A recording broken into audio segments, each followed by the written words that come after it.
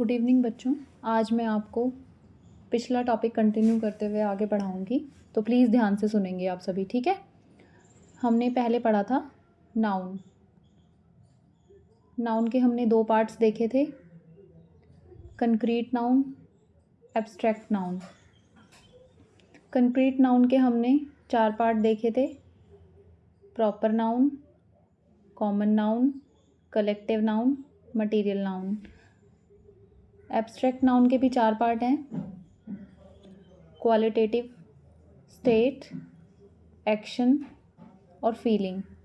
मतलब abstract noun को हम कैसे पहचानेंगे, कैसे पता लगाएंगे कि ये जो वर्ड है इस सेंटेंस में ये एब्स्ट्रैक्ट नाउन है या फिर कंक्रीट नाउन है। कंक्रीट नाउन हम अभी नहीं पढ़ेंगे, हम पहले एब्स्ट्रैक्ट नाउन से स्टार्ट करेंगे बिकॉज ये बहुत इजी है इसको पहचानना, ये थोड़ा मुश्किल होता है, तो पहले हम एब्स्ट्रैक्ट नाउन से स्टार्ट करेंगे। तो चलिए देखते हैं एब्स्ट्रैक्ट नाउन क्या होता है। सबसे पहले आप एक बार इस फ्लो चार्ट को बना लो।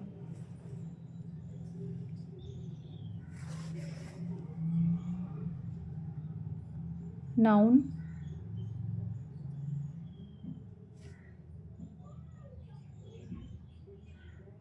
कंक्रीट, कंक्रीट नाउन, ये ई है, CONCRETE, concrete noun.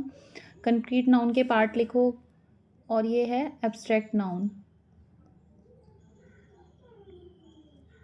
ABSTRACT। Concrete noun के पार्ट हैं प्रॉपर, आप इसे पहले फ्लो चार्ट की तरह अच्छे से बना लेंगे। प्रॉपर नाउन, फिर कॉमन नाउन, कलेक्टिव नाउन और मटीरियल नाउन। ओके, उसके बाद में आप एब्स्ट्रैक्ट नाउन के पार्ट लिखेंगे। मतलब आप कौन कौन से हिस्सों में बांट सकते हैं एब्स्ट्रैक्ट नाउन को। किसी की क्वालिटी भी एब्स्ट्रैक्ट नाउन में आती है, स्टेट यानी कि अवस्था, एक्शन यानी कि कार्य और फीलिंग। आप इस एक्शन को उससे कंफ्यूज मत करना, वर्ब से, हम आगे पढ़ेंगे तो समझ में आएगा। आप थॉट,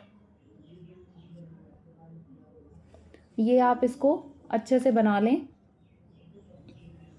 ठीक है। उसके बाद में मैं आपको आगे पढ़ाने जा रही हूँ कि एब्स्ट्रैक्ट नाउन और कंक्रीट नाउन में बेसिक डिफरेंस क्या होता है, कंक्रीट नाउन क्या होता है और एब्स्ट्रैक्ट नाउन क्या होता है। मैं आपको एब्स्ट्रैक्ट नाउन की डेफिनेशन बताऊंगी, उसके बाद आप कंक्रीट नाउन की डेफिनेशन में वो चीज़ थोड़ा सा अपने आप अंडरस्टूड करेंगे। आगे जब हम कंक्रीट नाउन पढ़ेंगे तो फिर उसकी डेफिनेशन भी लिखेंगे। तो आप एब्स्ट्रैक्ट नाउन और कंक्रीट नाउन में बेसिक डिफरेंस जो है वो है कि एब्स्ट्रैक्ट नाउन जो होते हैं वो इंटेंजिबल थिंग्स होती हैं, जिनको हम देख नहीं सकते, छू नहीं सकते या फिर उनके बारे में सोच नहीं सकते। हमारे जो बेसिक, जो आप इसको कैसे समझ सकते हैं कि हमारे जो 5 सेंसेस होते हैं, आइज़, नोज़, माउथ, स्किन और ईयर्स, यानी ईयर्स हमारे को सुनाई भी ना दे जो चीज़ हम देख भी ना सकें, जिस चीज़ को हम छू भी ना सकें, महसूस भी ना कर सकें, वो सारी चीज़ें क्या होती हैं, एब्स्ट्रैक्ट नाउन्स में आती हैं। एब्स्ट्रैक्ट नाउन में क्या होती हैं, intangible things, intangible ideas, sorry things नहीं, intangible ideas, things you can't perceive with the 5 main senses, वो होती हैं एब्स्ट्रैक्ट नाउन। इसको अगर आप चाहें तो लिख भी सकते हैं, यू कांट परसीव, ई है ये, with the 5 main senses, वो होती हैं एब्स्ट्रैक्ट नाउन। क्या होता है वो, एब्स्ट्रैक्ट नाउन, जिनको हम देख नहीं सकते, छू नहीं सकते, जिनके बारे में सोच विचार नहीं कर सकते, मतलब जिनको हम देख, छू और सूंघ नहीं सकते, टच नहीं कर सकते, और वो सारी चीज़ें क्या होती हैं, एब्स्ट्रैक्ट नाउन्स होती हैं। एब्स्ट्रैक्ट नाउन के बाद हम अगला इसके बारे में हम इसके एग्जाम्पल्स देखेंगे। हम थोड़े से एब्स्ट्रैक्ट नाउन के एग्जाम्पल्स हैं, जैसे हमने लिखा honesty is the best policy, honesty is the best policy. ठीक है, यहाँ पर जो है ऑनेस्टी जो वर्ड है ये क्या है, आपका एब्स्ट्रैक्ट नाउन है, क्योंकि आप इसको ना तो आप किसी की ईमानदारी को देख सकते हैं, ना ही उसको छू सकते हैं, ना ही उसके बारे ना ही उसको टच कर सकते हैं, ना ही उसको सुन सकते हैं, बस आप उसको महसूस कर सकते हैं। तो जो चीज़ें हमारे 5 सेंसेस में से हम नहीं जिनको पहचान सकते वो होती हैं एब्स्ट्रैक्ट नाउन। ठीक है, तो ये है ऑनेस्टी। एक एग्जांपल मैं आपको देना चाहूँगी जो आपको बड़ा इंटरेस्टिंग लगेगा। जैसे एक ही वर्ड है लव, हम इसको वर्ब की तरह भी यूज़ कर सकते हैं, इसको नाउन एब्स्ट्रैक्ट नाउन की तरह भी यूज़ कर सकते हैं। जैसे पहला एग्जांपल मैं लिखूँगी, I love the painting, I love the painting. ठीक है, अगला वर्ड है शी सेंड्स हर लव। तो यहाँ पर जो ये लव है ये एक्शन ऑफ लविंग को बता रहा है, इसलिए ये क्या है, वर्ब है।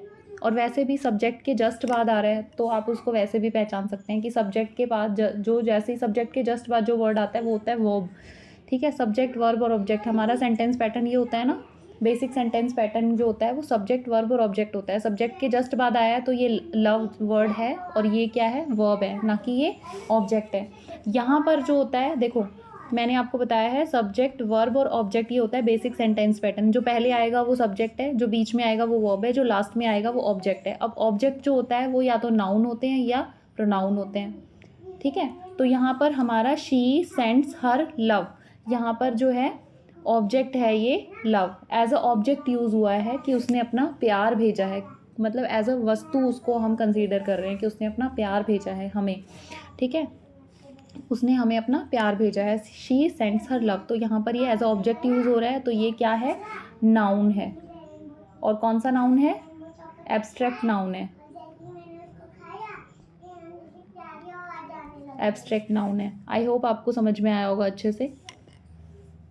अब मैं आपको थोड़े से एग्जांपल दूंगी कंक्रीट नाउन और एब्स्ट्रैक्ट नाउन के।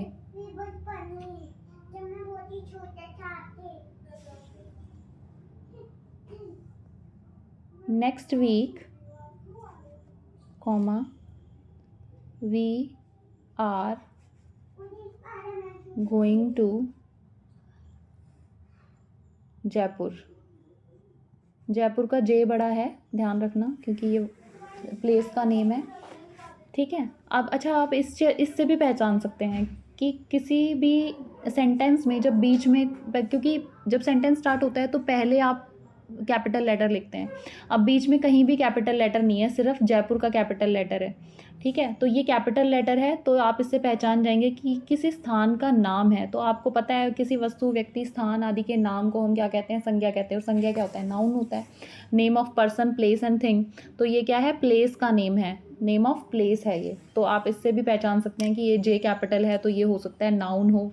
ठीक है, किसी जगह का नाम हो, क्योंकि किसी व्यक्ति और वस्तु का नाम जब आता है, व्यक्ति और स्थान का नाम जब हम सेंटेंस के बीच में लिख देते हैं तो वो क्या होता है, कैपिटल लेटर में से स्टार्ट होता है, चाहे वो सेंटेंस के बीच में ही क्यों ना हो। तो ये नेम ऑफ प्लेस है, इसलिए ये क्या है, नाउन है। और ये कौन सा नाउन है, कंक्रीट नाउन है। आप जयपुर को देख सकते हो अपनी आंखों से। ठीक है, अगला है दे सेड, सॉरी अगला दूसरा एग्जांपल देखते हैं, we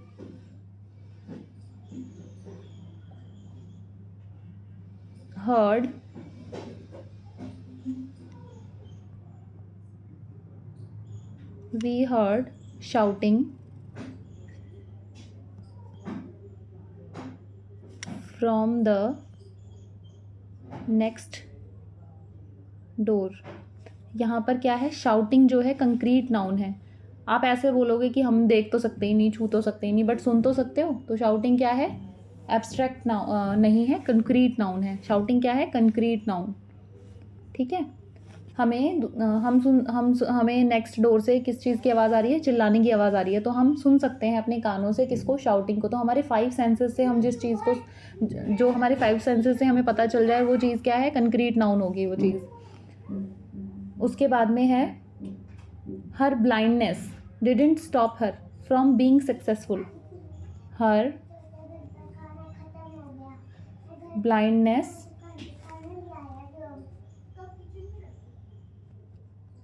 didn't stop her from being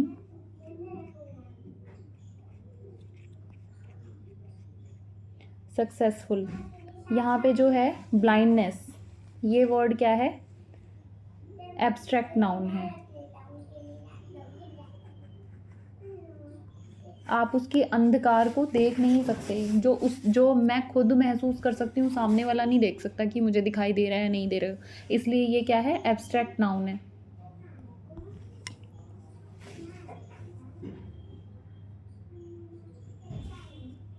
अब हम थोड़े से एग्जाम्पल मैं आपको बताऊंगी, जैसे नॉलेज, ऑनेस्टी हो गया, लिख लीजिए आप इसको अपनी कॉपी में, नॉलेज हो गया।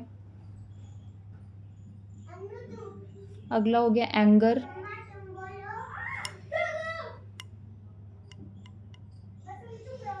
हैप्पीनेस, उसके बाद हो गया ब्यूटी।